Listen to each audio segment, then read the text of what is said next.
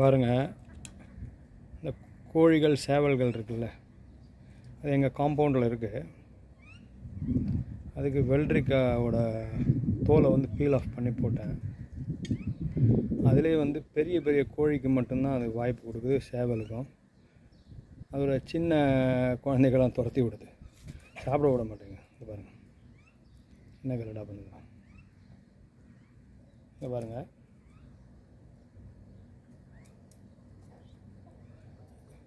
இப்போ பெரிய கோழி வரும் எல்லாம் நவுந்துடும் பாருங்கள். ஸோ எல்லாத்துலேயுமே வந்து போட்டியும் பொறாமல் இருக்குது. எனிவேஸ், தேங்க்யூ ஃபார் வாட்சிங் மை வீடியோ. எல்லாம் ஹாப்பியாக இருங்க.